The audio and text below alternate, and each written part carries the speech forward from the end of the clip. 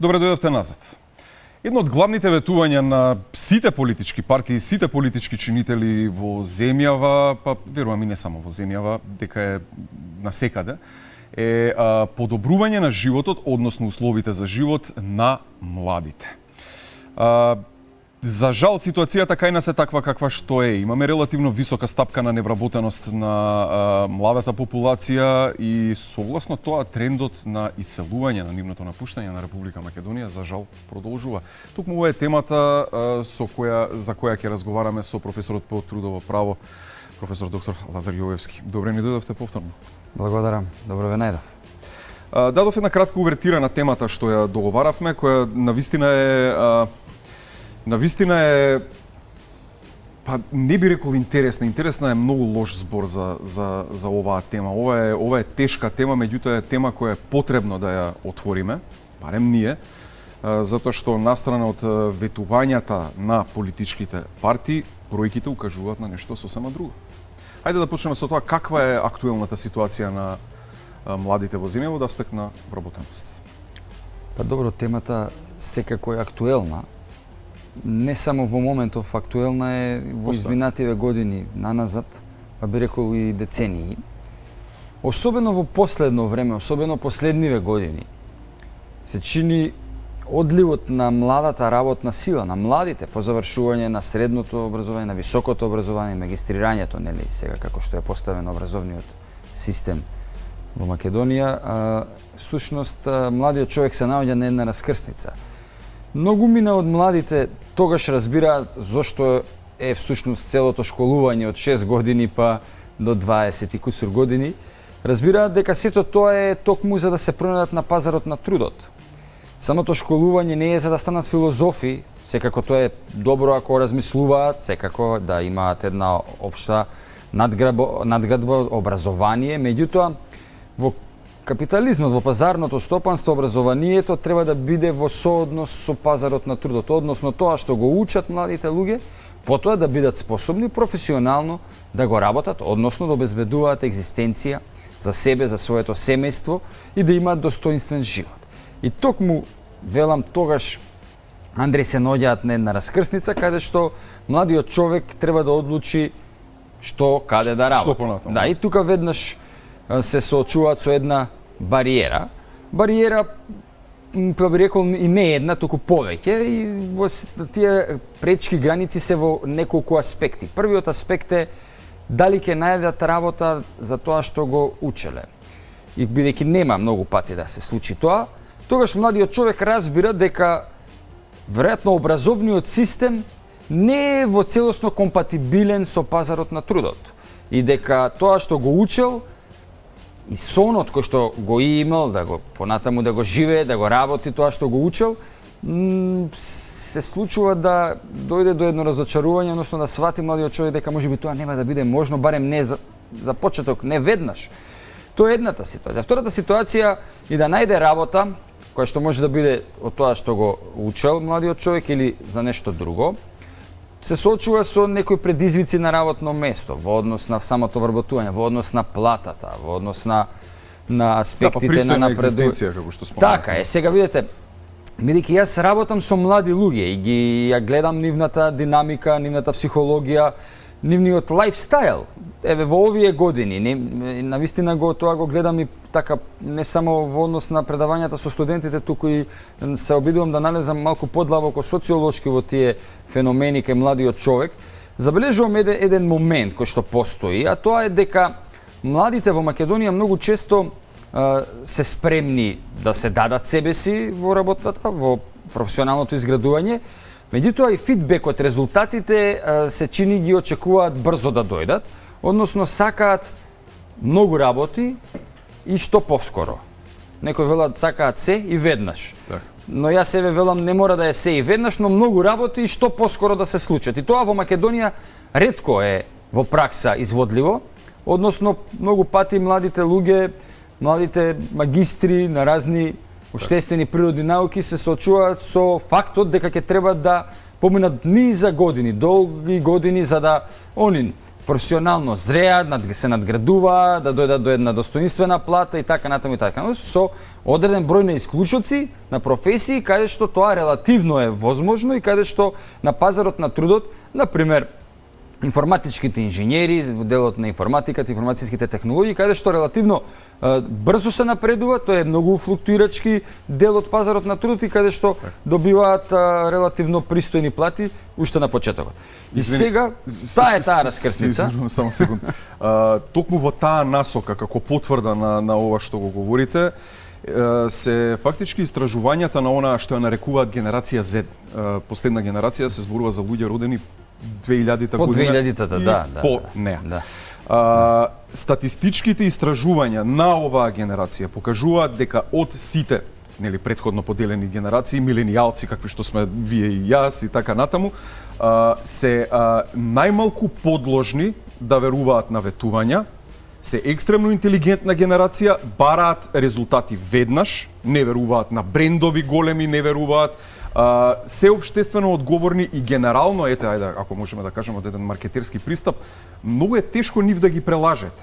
Точно е. Тоа значи можеби ќе предизвика на некој начин она што е преку потребно, можеме да се согласиме, промена на самиот систем, промена на самиот пристап во нивната едукација. Токму тоа што го зборувате, пазарот на труд, што е тоа што се бара, што е тоа што тие можат да придонесат. Ете, ако го земеме на пример финскиот модел на образование, дека од најмала возраст дечињата, наместо оние класични оценувања, предмети кои не ги интересираат, едноставно ги ловат предиспозициите кои ги имаат дечињата уште од најмала возраст и работат на нивно подобрување, усовршување.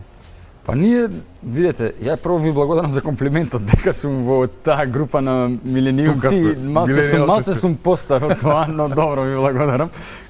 Знаете, младиот човек, денеска младиот човек уште од предучилишната возраст па се до завршување на неговото високо образование, имам впечаток дека е ставен во една капсула, во една рамка, во едни маргини, каде што не доаѓа до израз неговата креативност во вистинска смисла, неговите потенцијали, неговиот кариерен развој, неговите таленти кои што би требало да ги понатаму развива и да се насочува за да биде користен и за себе и за општеството, за државата. Тоа како предизвик ние го имаме и сега веројатно тоа е една посебна тема во образованието и пазарот на трудот. Но ако гледаме само од трудова правен аспект, предизвиците кои што предмалку еве ги спомнав се бројни и раскрсницата на која што доаѓа младиот човек е дали да продолжи да живее во Македонија и да работи во Македонија под одредени услови или да бара некое што вели народот чаре надвор од татковината и тоа да е само тој предизвик во делот на пазарот на трудот веројатно многумина од тие што замина и немаше да заминат млади луѓе од Македонија.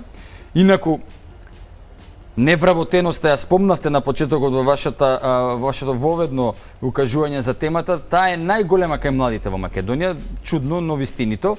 Во моментов изнесува околу 35-6% од невработеноста отпаѓа на младите. Не толку одамна беше околу 50% од невработените беа млади, но границата е малку намалена.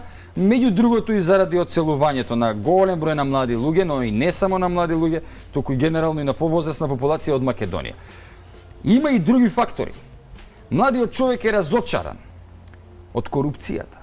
Младиот човек, како што напоменавте и вие, не можеш да го манипулираш толку лесно. Импровизациите кај младите луѓе во овие генерации сега кои што дипломираат, магистрираат, кои што завршуваат средна школа, тоа се интелигентни млади луѓе кои што ја забележуваат контекстот на импровизација, дали вие говорите вистината, дали манипулирате, дали лажете за да дојдете до одредена цел. Сега зборувам и во делот и на самиот образовен процес. Апсолутно генерациите денес и пред 20 на години не се исти во однос на нивните очекувања од самите професори кои што го извршуваат образовниот процес. Така да работите се менуваат и ако ја земете целата слика во Македонија, целото општество, како влијае на младите, почнувајќи прво од пазарот на трудот кој што има голем број на аномалии, каде што не може да најдат работа за тоа што се учеле и се подготвувале, невладење на правото, значи немање правен систем кој што дава правна сигурност и тоа како делува на младиот човек кој што сака одредена сигурност, сака динамика, но ги сака правилата на игра однапред да се познати, а тоа го забележува односно невладењето на правото веднаш кога ќе излезе од школските клупи кои ќе дојдат на делот на пазарот на трудот, од непотизам, корупција, вработување на други луѓе, дискриминации при само вработување, напредување на работа и така натаму, тоа делува обесхрабрувачки и разочарувачки. Исто така, да не забораваме целата атмосфера која што владее во општеството. Ние не можеме да избегаме од некултурата, од начинот на комуникација помеѓу луѓето, од начинот на тоа како реагираме на различни општествени појави, феномени, па и проблеми. Сето тоа, а е негативно, сето тоа делува на младите луѓе и по мене не ме чуди нивниот избор да повеќе се кога размислуваат на раскрсницата кој пат во кој пат да тргнат по патот да бараат одредена професионална, но и животна реализација надвор од земјата. Многу интересно што го споменавте тоа за практично менталитетот. Кога веќе ги споменав генерациите, ајде малку ќе се задржам на тој момент. Докажано е нели бејби бумери, миленијалци, секоја генерација практично тој праг на генерација ќе го земеме предвид е попрогресивен од другиот, од претходниот. Секоја генерација. Значи, веројатно и после генерација Z, таа генерација што ќе дојде, ќе биде уште попрогресивна. Ова што го споменавте за корупцијата, за проблемот со пазарот на трудот, самата поставеност на образовниот систем во моментов веќе веројатно ги поминува, ја поминува она своја корист, ајде ќе ја кажеме, општествена корист. Веројатно треба да се направи една реорганизација која што ќе биде нели соодветна на новите побарувања на светскиот пазар на трудот, за нели Македонија да се држи до трендовите. И оној менталитет што го споменавте. Значи многу пати сум слушнал млади луѓе, значи на поминување млади луѓе преку глава ми од државата и од луѓево од менталитетов, сакам да се иселам од тука. Значи они веројатно бараат некои полиберални средини во однос на ова каде што на нашата средина и можеби тоа е една одлична шлаканица за нашите политички партии во прв план, затоа што се согласивме дека веќе младите луѓе не можете да ги прелажете. Не можете да им ветите нешто што тие знаат дека вие не сте во можност да го исполните. Па можеби конечно е време да се засукаат ракавите и да почнат да работат на тоа. Да, младите луѓе навистина ретко може да ги манипулираме како општество, меѓутоа сепак Андреј, знаете, јас би ставил една мала резерва во однос на има еден друг момент. Сега тоа психолозите и социолозите сигурно ќе разберат што сакам да кажам, иако нема да ја отворам оваа тема, е малку исто така подлабока и бара посебна анализа од своја страна, но забележувам дека одреден број на луѓе во Македонија цело време велат доволно ни од лаги, од манипулации, не сакаме да не лажете. И тоа имав прилика во изминатиот период да забележам како да сакаат подсвесно да ги подлажува некој, односно да им дава одредена надеж дека работите ќе бидат вака или онака. Надежта е добра во одредена смисла како духовна состојба која што го тера човекот, битието, индивидуата да оди напред, меѓутоа таа надеж мора да биде на цврста платформа, да биде изградена на одредени етички и морални вредности. Надежта кон подобро утре да биде со реална стратегија и визија која што ќе се знае кои се целите кои што ќе треба да ги оствари. Ако тоа го немате, тогаш веднаш треба да преиспитате на што се темели вашата надеж, односно дали вашата надеж е реална. И тука луѓето често пати грешат, ја земаат некоја информација по некогаш здраво за готово, сега не зборам само за младите, зборувам и генерално, но и младите влегуваат во оваа група на луѓе и всушност во тој дел ако не ја преиспиташ надежта дали е реална, тогаш можеш да се поведеш по таа надеж. И тука сега зошто го спомнувам ова? Дел од луѓето и младите во Македонија ја имаат таа надеж. Но таа надеж не е реална. И кога ќе видат после некоја година дека тоа не се случува и дека не е така, дека надежта била на меки основи, на нецврсти темели, уште повеќе се разочаруваат. Тука е проблемот. колку поголеми ни се очекувањата и имаме лажна надеж кон одредени светли утра, а тие не се случат, не огрее сонцето на новото светло утро, тогаш разочарувањето е поголемо. И тука гледам, посебно кај младите луѓе, постарите некако тоа го менаџираат внатре во себе, па со разни стресови навикнати на трпење, ајде па, така некако, да кажем. Да, како да трпат, ама тоа им се одразува на здравието, после и така натаму, сега тоа и повторно да не навлегувам во оваа тема. Меѓутоа, кај младите луѓе тоа знае да избувне во еден наплив на незадоволство и преку ног да пресечат, што вели народот, да одлучат да заминат од татковината. Тоа не значи дека нели веднаш после завршување на високото образование утредента заминува. Значи тие имаат одредена надеж, пробуваат нешто 2-3 години, 4-5, се случува нешто што се случува, тотално се разочаруваат, ја гледаат целата слика и велат не, доста е, заминуваме. И покрај тоа невработеноста кај младите е огромна и покрај тоа се чини дека младите тешко напредуваат на работните места и платите кај младите луѓе се под просекот во однос на македонскиот стандард, односно македонскиот просек, значи се пониски, така што и тоа само говори дека професионалната нереализација, целата атмосфера во државата, па би рекол јас и во семејствата, сето тоа влијае да младите луѓе во Македонија се одлучуваат за тој чекор да заминат. Што треба ние да направиме? Сега ова не сакам да звучи пред почитуваните гледачи како би рекол некоја филозофија и теорија, меѓутоа очигледно е дека треба нешто да менуваме. Нема да употребам големи зборови, но ќе кажам со едноставни македонски зборови дека нас ни е потребна целосна реорганизација на образовниот систем, кој што ќе соодветствува на пазарот на трудот. Но и тоа не е доволно. Потребно ни е да работиме на системот на владење на правото, на правната сигурност, на правната држава, и тоа не е само како флоскула, како нешто што е толку употребувана реченица за која што сите ја кажуваат, веќе ни губи досади, смисла, и веќе се досадува и веќе не одзвонува така како што треба во ушите, туку како некоја пролазна работа. Напротив, навистина треба да се посветиме на тоа заради нас и заради нашите деца. Ние по број како луѓе, како нација, граѓани, не сме преголеми во обем. Значи, зборувам и за македонци, за албанци, за сите кои што живеат во Македонија. Повеќе или помалку, нели, статистиките покажуваат дека сме околу 2 милиона, некои велат и помалку од 2 милиона. Ние релативно лесно и брзо можеме да се реорганизираме.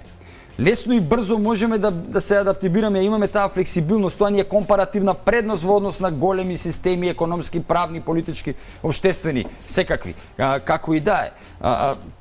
Образовниот систем мора да соодветствува на нашите потреби и пазарот на трудот мора да биде флексибилен, а тоа значи да имаме чувство, сенс за младите луѓе. Они бараат флексибилно работно време, бараат поинакви работни услови, можеби од луѓето кои што се над 50 годишна возраст во работен однос. И тоа статистиките, истражувањата, анализите го потврдуваат. Не само во Македонија, туку и во цела Европа. Впрочем, треба во тој контекст да им се подаде рака на младите, но пред се јас би кажал дека младите во иднина треба да ни бидат генерално во фокусот на вниманието и да се работи на политики за враќање на младите, паралелно со политиките за задржување на младите во татковината. А тоа може единствено само преку подобрување на условите за нивен живот тука. Токму така и овозможување на пакет мерки пред се финансиски, кои што ќе им овозможат да релативно брзо, пошто бидејќи они тоа го барат, младите се сакаат динамика, сакаат брзина, брзо да можат да отварат бизниси и брзо да напредуваат во бизнисот. Ако тоа е нивниот ултиматум, ако тоа е нивното барање како млади луѓе, дајте тоа да го разгледаме подетално и да видиме дали како општество, како држава, како економија можеме да го понудиме на младите. Инаку е дегутантно, е срамно да државата инвестира од предучилишна возраст милиони, би рекол, евра во млади луѓе. Навистина не би знал колку чини еден ученик од предучилишна возраст до високо образование кој што се школува во државниот систем. Оние кои што се во образовните институции веројатно и ги имаат таа пресметка. Меѓутоа огромни пари да се фрлаат за да потоа младиот човек со сите сили се напрега да замине од татковината. Тоа како општество покажува колку ние немаме зрелост и колку во овој дел треба да се менуваме. Но знаете, тоа менувањето и за тоа се изнаслушав и сватив една работа дека не можеме да го менуваме општеството ако не почнеме како индивидуи да се менуваме. Тоа не е некоја мудрост која што јас првпат ја кажувам и многу други луѓе размислувале, зборувале на таа тема од целиот свет, меѓутоа дефинитивно тоа важи за македонските услови и од тука еден апел до почитуваните гледачи да внимаваме што зборуваме. Доста беше со лоши зборови за земјата, за татковината, за нашите сограѓани. Мислам дека треба да го промениме концептот на размислување и на зборување, а тоа е да ги гледаме и добрите работи меѓу нас, во нас и кај другите, па дури и кај тој што ни е непријател во наводници, по која и да основа е, дали е некоја семејна, лична, политичка или каква и да е, и да во тој контекст почнуваме да го менуваме амбиентот во државата. Не е лесно. Понекогаш човек треба да се надмине себе си, да излезе од собствените маргини, од собствените лични фрустрации и комфорт зони, меѓутоа, ако се сака, ако се има волја, тоа може да се постигне. Тоа не треба да го правиме за другите, тоа треба да го правиме прво за нас лично и за нашите деца. Инаку, можеме јас и вие, Андреј, уште 100 емисии да си снимиме и ова ја прв пат не го зборувам, сум го зборувал на многу конференции, сум го зборувал и со студентите, сме го зборувале на семинари, обуки и така натаму, но се чини плодот некако не доаѓа се уште да го береме како општество од некои работи за кои што сите сме свесни дека треба и во која насока да ги движиме. Но зошто не ги движиме? Веројатно не можеме да бараме вината надвор. Да се свртиме кон нас, да побараме што е тоа кај нас што треба да го промениме. И хајде сите заедно да менуваме работи. Велам, не сме ние голем народ кој што треба 200 милиони луѓе да се согласат. 2 милиона луѓе треба да се да одредени компромиси. Тоа е можно во наши услови. Дали има волја? Тоа е сосема друго прашање. Така е. Инаку периодов беа актуелни, не пробам да ве вмешам во политички разговори, меѓутоа актуелна беше кампањата, нели, предизборната кампања. Зборувавме со експерти за медиуми, генерално за социјални медиуми, за воопшто медиуми, за самиот изглед на кампањата. Значи, зборуваме за сите политички партии, не мешаме една друга, не е ни важно. Впечатливо за оваа кампања конкретно беше дека ветувањата кои ги имаше, кои беа во релативно мал број споредено со претходните, повеќе делуваше како да се обидуваат да се ги задржат сопствените гласачки тела, но тоа е тема за посебна анализа. Посебна анализа, да. Она што беше впечатливо е дека и оние ветувања што ги дава сите до една политички партии, оние што ги даваа ветувања, не беа базирани на основа на реална подлога. Значи, реална подлога. Јас можам, еве, на пример, да кажам, јас ќе инвестирам 600 милиарди во здравството. Како? Значи, еве зборуваме за моментот дека политичките партии, како лидерите на политичките партии, самите политички партии, како оние кои треба да организираат државата, незиното функционирање, тие ја превземаат одговорноста и така натаму, стартната основа им е без подлога. Се ветуваат проекти, зборувам од аспект на разочараноста на младите, се навраќам на тој момент. Ако вие немате да им прикажете врз основа на која статистика, врз основа на кое истражување вие сте одлучиле дека, пример, кажувам, просечната плата ќе ја подигнете од толку на толку. Дали е државата способна за тоа? Се наоѓаме во посебна состојба, во корона криза и така натаму. Младите тоа го читаат и велат пак ќе биде исто. Видете, јас сега и како професор токму во оваа кампања имав прилика да ги анализирам одредени програми на политички партии, на повеќе, во однос на пред се економски програми, пред се во однос на трудот, на трудовите аспекти, платите, невработеноста и така натаму. Можам да ви кажам дека да, делумно во овој контекст и се слагам со вас дека имаше програми кои што навистина нудеа некои бомбастични нешта и да, дилемите и кај мене се пројавува сега од каде ова ќе се случи. Дотолку повеќе што ние бранот, шокот од корона кризата го очекуваме во септември-октомври. Допрва ќе доаѓа ситуацијата и допрва невработеноста ќе расте, тоа за жал можам да го гарантирам. Не е добар факт, не е добра информација, но е вистината и така ќе биде. Меѓутоа, знаете, се чини дека и изминативе години, целиот период дури од македонската независност, себе додам малку поназад од 1991 година, сиве овие 30 години Токму тој контекст на ветено нереализирано, па дадени некои флоскули кои што се бомбастични, а потоа разочарувањето доаѓа кое што е уште поголемо од самото очекување и така натаму, се покажува на изборите, меѓу кои на овие, а тоа е дека одреден број на граѓани, а не мал број, покажуваат една резистентност во однос на нивниот мотив да излезат да гласаат. Тоа покажува една разочараност од самите политички елити, од луѓето кои што се повикани да одлучуваат, кои што се одлучувачите, што велат американците decision makerите и знаете, затоа јас велам и претходно, на вистина ние треба моделот, добрите пракси да ги менуваме, значи и да ги воведуваме ако ги немаме, впрочем и тоа е основата, да кога ќе излезе некој да каже нешто да тоа вреди, тој збор да вреди.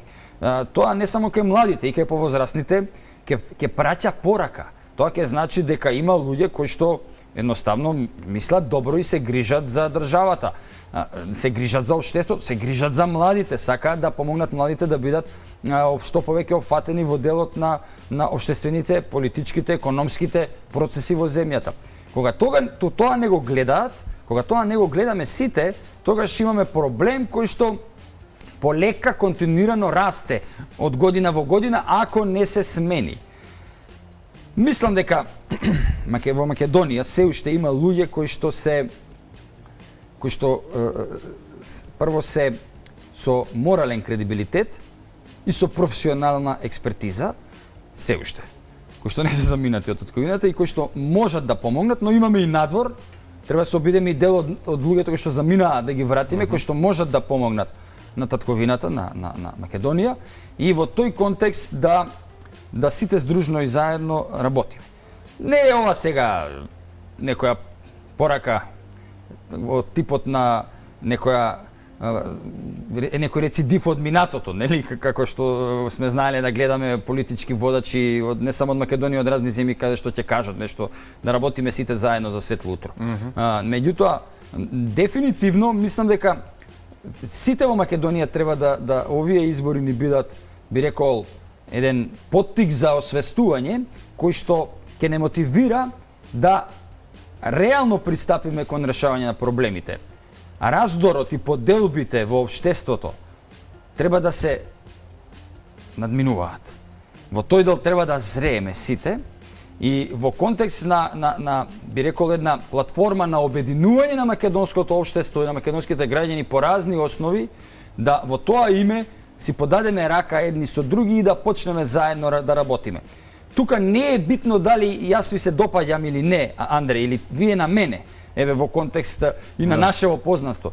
Туку треба, ако имаме заедничка цел и мисија, да заедно, секој каде што е квалификуван и каде што може, да помогне и да се вклучи, да работиме заедно кон општата цел. Да придонесе кон создавање на намалување на антагонизмите, намалување на спротивностите, решавање преку одредени компромиси, преку одредени заеднички, би рекол, тоа е актуелно, нели, во изминативе години, црвени линии кои што се македонски контекст на нештата да ги разбереме подлабоко, да ги сватиме и да се држиме до нив.